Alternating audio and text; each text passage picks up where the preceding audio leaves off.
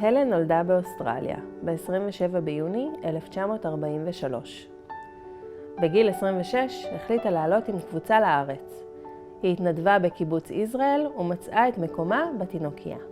בתום השנה החליטה כי הספיקו לה חיי הקיבוץ ועברה לתל אביב. לאחר המעבר לתל אביב פגשה הלן את דוד. הלן התחתנה עם דוד והם הביאו לעולם 4 בנות. נורית, הילה, אורלי ואילנה.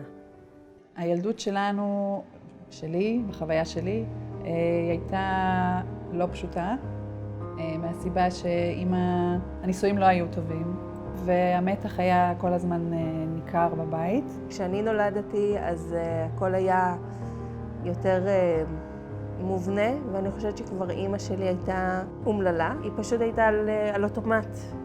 בשנת 1989, כשבנותיה בגילאים 6 עד 16, חלתה הלן לראשונה בסרטן השד, והלן הבינה כי אני מעוניינת להמשיך בחייהם המשותפים. Unfortunately, I married badly, resulting in the most unpleasant divorce that took 4 years until completion. אימא שלי כבר הייתה מאוד מאוד מוצפת מהעבר שלה. היא לא הצליחה למצוא את הכוחות להתמודד עם זה. ואז אני במסל"ן שאלתי איפה אפשר למצוא טיפול באנגלית, והציעו את המרכז. היו לה באמת התלבטויות אם להגיע למרכז, אבל ברגע שהיא פגשה את קרן, שהייתה המטפלת שלה, זאת הייתה אהבה ממבט ראשון. It was only at the strong insistence of my 4 daughters that I reluctantly sought counseling. I wondered how it could possibly help me. Well, it did, and how.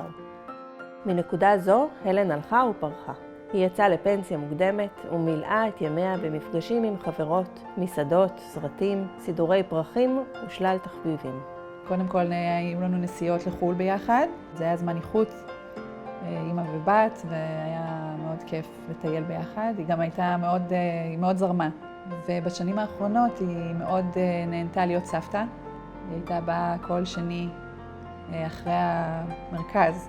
הייתה באה לעבודה שלי, היינו נוסעות ואוספות את אמרי, ונוסעות או הביתה או לעיר, ומסתובבות ביחד. היא מאוד מאוד אהבה את זה.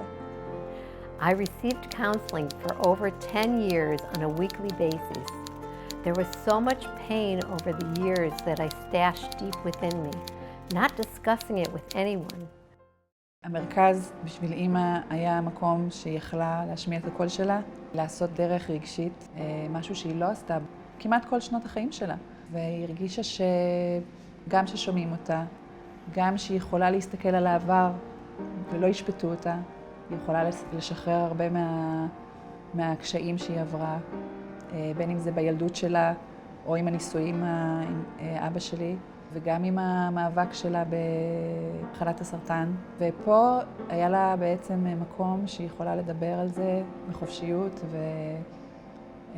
וששומעים אותה. אמא שלי בחרה להשאיר תרומה למרכז לנשים בצוואה שלה. אני חושבת שהיה לה מאוד מאוד חשוב להכיר תודה, קודם כל, על מה שהיא למדה פה ועל הדרך שהיא עשתה פה.